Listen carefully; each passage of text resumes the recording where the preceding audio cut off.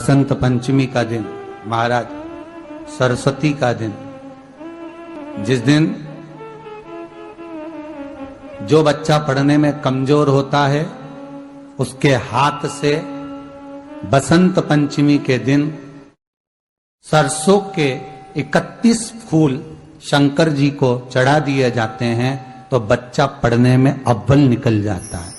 उसके बच्चे को कभी नहीं कह सकते कि पढ़ने बैठ, वो खुद बैठेगा।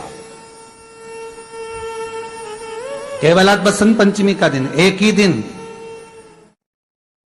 दिन चढ़ता है। और बाकी के सरसों के फूल आपको मालूम है कि रोग मुक्ति के लिए तो होते ही हैं। ये तो आपको पहले भी वर्णन किया महाराज कि जब कोई एकदम रोग आ जाए और डॉक्टर एकदम बोल दे कि ये रोग भारी आ गया है और इसकी जांचें जाएंगी और फिर ये कुछ भी हो सकता है, तो क्या करा जाता था कि 108 सरसों के फूल लाकर तुरंत शंकर भगवान को चढ़ाए जाते थे महाराज। तो चढ़ाने के बाद में रिपोर्ट अच्छी आती है। ऐसा नियम है। कहीं ठेका, कोई ठेकेदारी करते हैं ना, जो ठेका भरते हैं कि भाई मेरा टेंडर आना चाहिए, मेरा ये काम होना चाहिए, मेरी मल्टी बनना चाहिए, या मेरा ये काम के लिए जा रहा हूं, ये काम फतेह होना चाहिए, उसके सबके हाथ पैर जोड़ने से अच्छा है एक काम करो, बस 108 सरसों के फूल उठाओ, शंकर जी का उद्धतेश्वर महादेव का नाम लिखो और छोड़ दो, शिव जी के ऊपर एक एक कर चढ़ा दो, वो ठेका तुम्हें ही मिलेगा, वो काम तुम्हारे पास ही आएगा।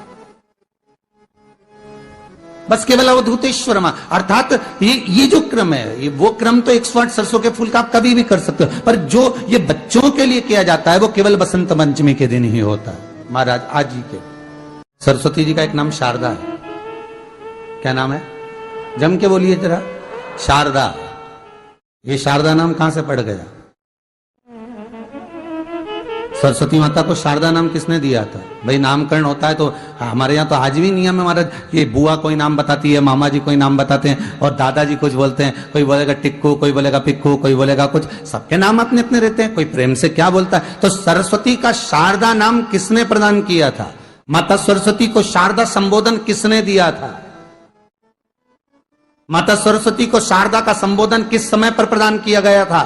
जिस समय पर शंकर और पार्वती भ्रमण पर निकल रहे थे और भगवान ब्रह्मदेव सरस्वती को ढूंढ रहे थे, और माता सरस्वती को ढूंढते हुए ब्रह्मा जब भगवान शंकर की साक्षी में पहुंचे हैं तब भगवान शंकर से ब्रह्मदेव ने कहा, आप कहीं सरस्वती को देखें तो मुझे भेजिएगा, मेरे पास में भेजिएगा।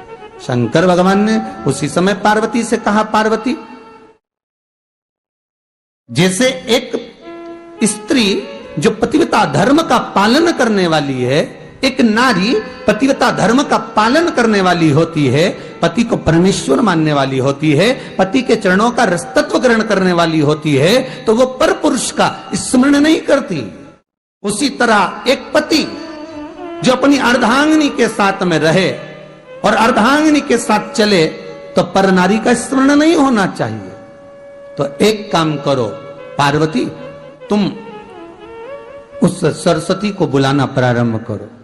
अब पार्वती जी ने कहा, सरस्वती तो मेरी बहन जैसी है, सरस्वती तो मेरी सखी जैसी है, अब मैं उसको अगर बुलाऊं, आवाज दूं, अच्छा नहीं लगेगा। तो माता पार्वती जब ढूंढते शंकर भगवान के साथ में भ्रमण करती करती पहुंची तो क्या देखती है माता पार्वती कि एक सरोवर के पास में माता सरस्वती बैठकर सरोवर में अपना मुखाग्रविंद देख रही थी। श्वेत वस्त्र था मेरा माँ का और बड़ी सुंदर गले में माला पहन रखी थी माता सरस्वती ने, और एक सरोवर में माता सरस्वती अपने मुख को जब निहार रही हैं, उस दर्पण के भाव में अपने प्रतिबिंब को देख रही हैं, तब उस समय पर माता पार्वती ने कहा, शारदा, सरस्वती को लगा कि मेरा संबोधन ये किसने कहा, पलट कर देखा, सरस्वती ने कहा, पार्वती तुम? हाँ, मैंने तेरा जो दर्पण में प्रतिबिंब देखा है, तेरा स्वरूप देखा, पर तू इतनी सुंदर है, पर तेरा जल में जो स्वरूप देखा ना वो नीला दिखाई दिया, थोड़ा सा श्याम दिखाई दिया, इसलिए मैंने तुझे शारदा कह दिया। आज भी हमारे मध्य प्रदेश के कटनी और सतना के बीच में महियर में आज भी शारदा भवानी विराजमान है महाराज।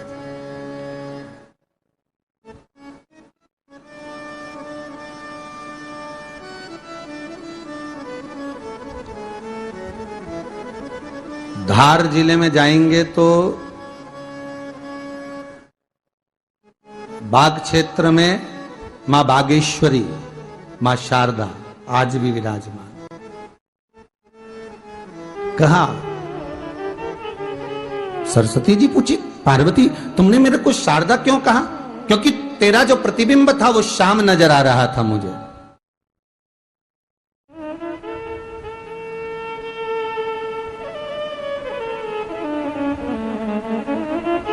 उस प्रतिबिंब को देखकर मैंने तुझे शारदा का संबोधन दिया है।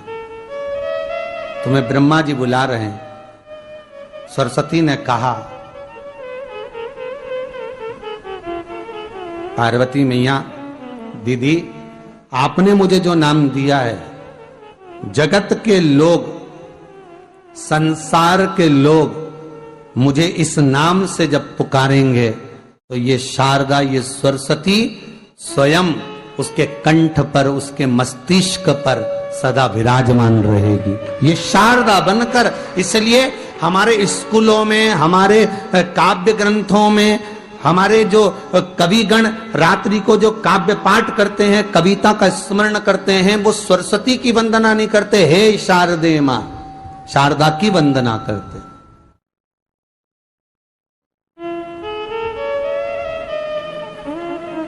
कभी आपसे कोई पूछ ले कि शारदा नाम पार्वती सरस्वती का कब पड़ा, तो आप बता सकते हैं कि ये माता शारदा नाम कोई सहज नहीं है। मां ढूंढने के लिए जब निकली, ब्रह्मदेव के कहने पर भगवान शिव के साथ भ्रमण करती। नाम का उच्चारण कोई सहज नहीं होता। कोई देखता होगा, दादाजी ने अगर किसी का नाम कुछ रखा है तो कुछ सोच के रखा होगा, पिताजी ने अगर कुछ रखा है तो उसके मन में कुछ आया होगा तो रखा होगा, मम्मी ने अगर कोई नाम रखा है तो उसने कोई विचार कर कर रखा होगा। कोई नाम अगर किसी का रखा जाता है तो उसके अनुकूल रखा जाता है कि हो सकता है कि वो नाम की क्या उसके मन में चल रहा होगा।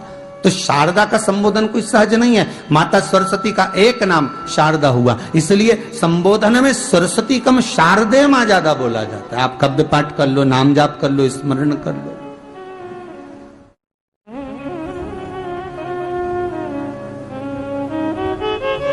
शिव को प्रिय है पुष्प में आंक का पुष्प, जो आंकड़े का पुष्प होता है, शंकर को बड़ा प्रिय है। और दूसरे नंबर पर शंकर को प्रिय है शमी का पुष्प, बहुत ध्यान देना महाराज। तीसरे नंबर पर शंकर को प्रिय है महाराज सरसों का पुष्प।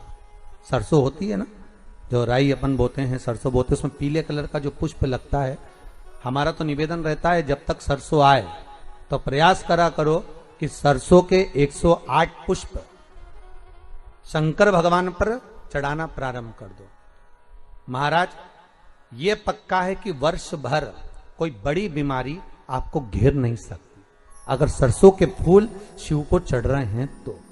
और प्रयास करना कि सरसों का जो पुष्प होता है, सरसों का जो फूल होता है महाराज, अगर कोई व्यक्ति को किडनी या लीवर से जुड़ी हुई कोई तकलीफ होती है, या किसी व्यक्ति का एक्सीडेंट हो गया होता है और उसका कोई अंग रह गया हो, कोई शरीर का कोई भाग रह गया और वो काम नहीं कर रहा हो, जैसे किसी के पांव रह जाते हैं एक्सीडेंट के बाद, किसी का हाथ रह जाता है, या कोई अंग काम नहीं कर रहा हो, वहां ब्लड पहुंच नहीं रहा हो, वो जगह एकदम सुन्न हो गई हो, खाली पड़ गई हो, तो उसके लिए शिव महापुराण की कथा कहती है कि सरसों के पुष्प 11 शंकर जी के राइट भाग में, जहां शिव जी के गण दरवाजे के द्वारपाल मणिभद्र जिस जगह पर निवास करते हैं, कौन निवास करते हैं?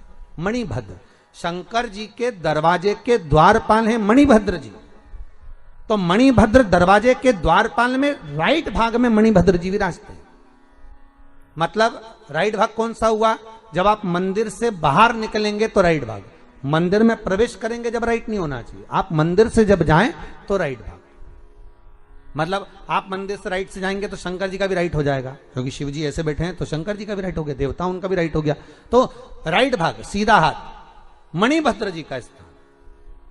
11 सरसों के पुष्प मणिभद्र के उस द्वार पर आप रख दीजिए, और मणिभद्र के द्वार पर रखकर अंदर जाकर 108 वापिस जब आप बाहर निकल रहे हैं, ये पुष्प आप रखने के बाद एक बार बाहर जाएंगे, फिर वापिस आएंगे मणिभद्र रखने के बाद, और अंदर जाकर 108 सरसों के पुष्प शंकर को समर्पित करेंगे महाराज। उस सरसों के पुष्प जो शिव जी को आप समर्पित कर रहे हैं उसको वापिस लेकर आएंगे, श्री शिवाय नमस्तुभ्यम बोलकर उस सरसों के पुष्प को महाराज सरसों के तेल की बोतल में उसको डाल लीजिए। शंकर भगवान को किसी भी प्रदोष में, शाम के समय प्रदोष काल में उस तेल को वापस ले जाकर चढ़ा दीजिए शिव जी को, उसको वापस लेकर आ जाइए। उस तेल का प्रयोग आप नाभि में डालिए और जो शरीर काम नहीं कर रहा उस स्थान पर कम से कम 15 दिन 20 दिन तक उसकी मालिश करना प्रारंभ करिए। बाबा चाहेगा तो चलाने का प्रयास कर देगा और वो अंग, वो शरीर काम करने लगेगा।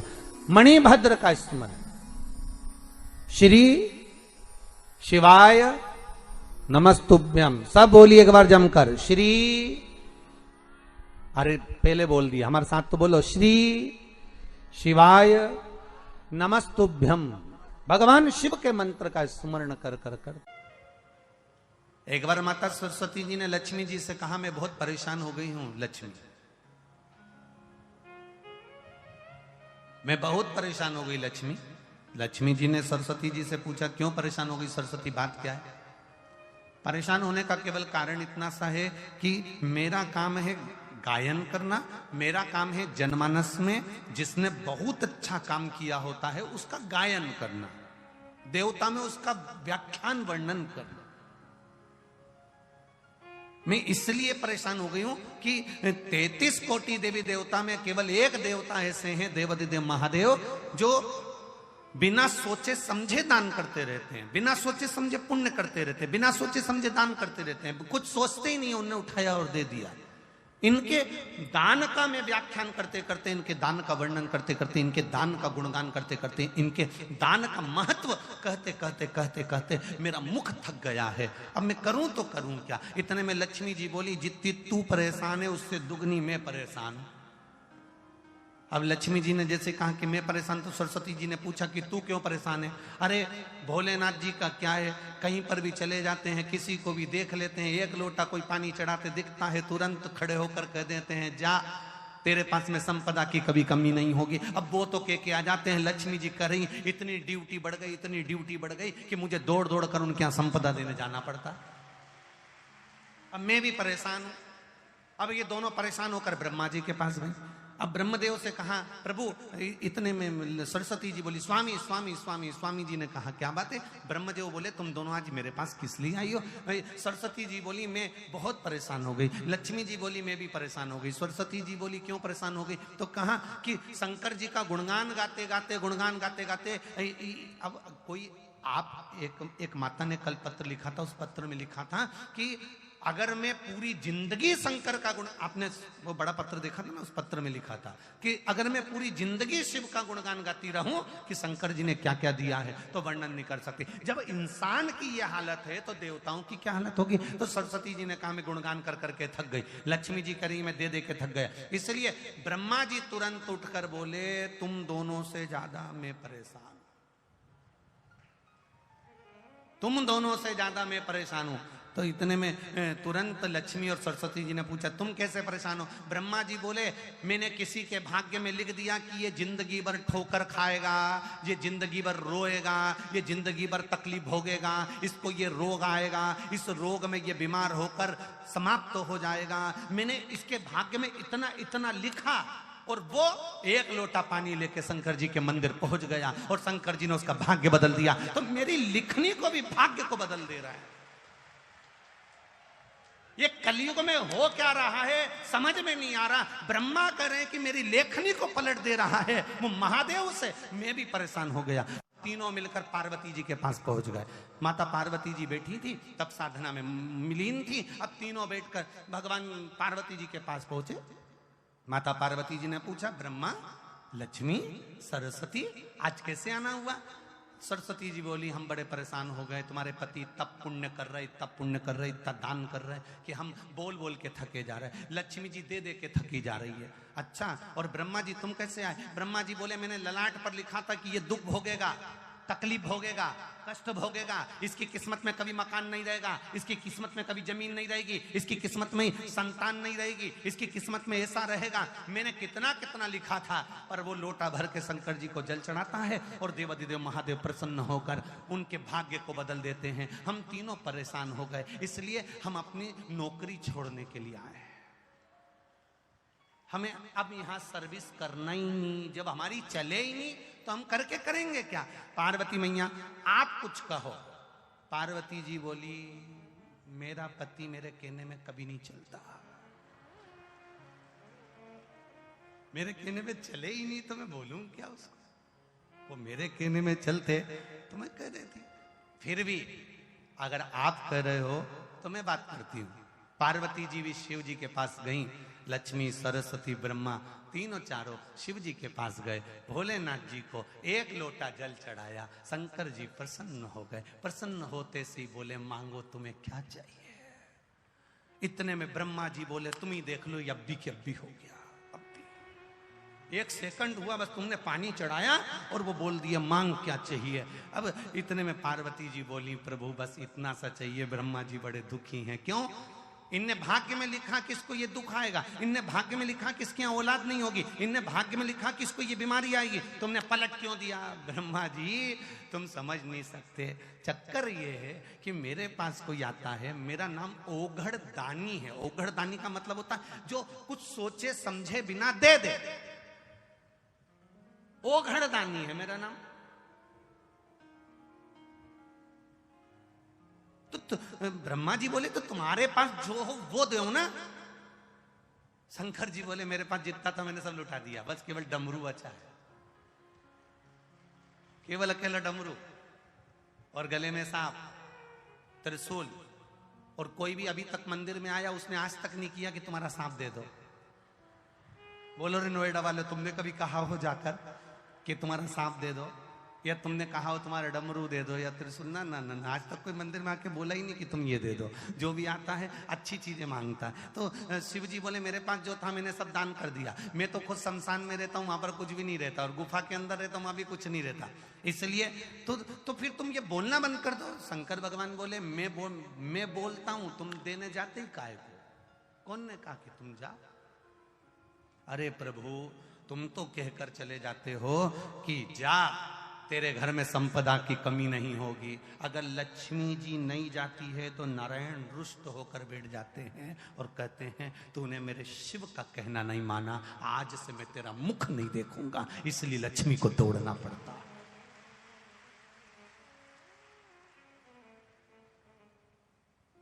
देवता भाग्य बना सकते हैं, देवता तुम्हारा भाग्य लिख सकते हैं, देवता भाग्य का लिखा तुम्हारे सम्मुख में ला सकते हैं। केवल भाग्य को बदल सकता है तो वो देवाधिदेव महादेव बदल सकता है। जो रावण को लंका दे सकता है, बाणासुर को हस्त दे सकता है, भस्मासुर को भस्म करने का आशीर्वाद दे सकता है, और एक चोर को कुबेर बना सकता है, वो कोई साधारण नहीं हो सकता है।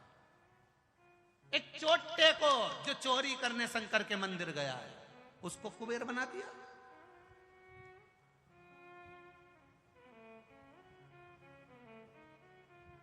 तुम एक लोटा जल लेकर शिव जी के मंदिर में जाते हो, विचार करिएगा,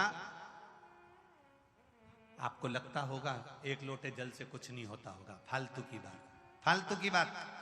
जो तुमको ज्ञान दे कि लोटा भर के पानी चढ़ाने से कुछ नहीं होता, लोटा भर के जल चढ़ाने से कुछ नहीं होता, जो तुमको ज्ञान दे तुम उससे कह देना, तूने चढ़ा के देखा क्या?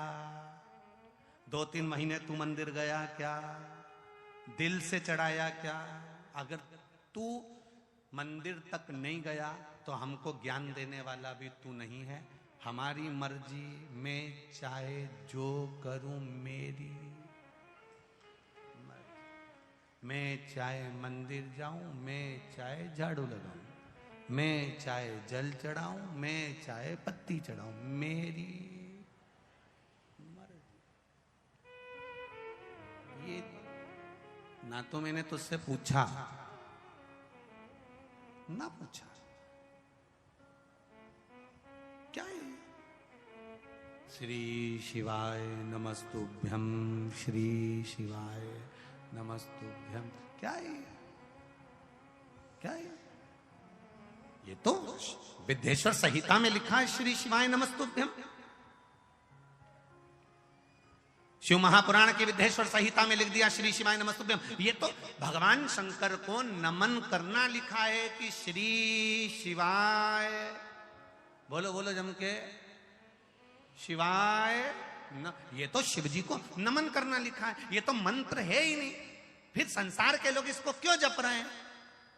तो उनसे कह दो, तो हम ये कहकर थोड़ी ना जप रहे कि मंत्र है, हम तो श्री शिवाय नमस्तुभ्यम।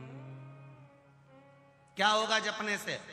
शिव महापुराण की कथा कहती है, विद्येश्वर संहिता कहती है, जिसके मुख से श्री शिवाय नमस्तुभ्यम मंत्र निकलता है, जाप निकलता है, शब्द निकलता है, हजारों पाप भस्म होते हैं। और उसके मुख का दर्शन अगर कोई कर लेता है तो अश्वमेध यज्ञ का पुण्य बढ़ता जाता है। केवल मुख का दर्शन कर लेने से, श्री शिवाय नमस्तुभ्यम बोलने वाले का मुख का दर्शन कर लेने से एक आना। इसलिए आपसे कहा था किसी शिवालय में जाएं, जल चढ़ाने के लिए जाएं, आपको डरना नहीं है। जल चढ़ाते समय आपके मुख से आवाज निकलना चाहिए, श्री शिवाय। जल चढ़ाते समय तुम्हारे मुख से आवाज निकले। क्यों? अगर पास में खड़ा हुआ व्यक्ति कुछ नहीं बोलेगा, उसके कानों में भी अगर ये मंत्र जाएगा, पलटकर तेरा मुख का अगर वो दर्शन भी कर लेगा तो संसार सागर से पार उतर जाएगा।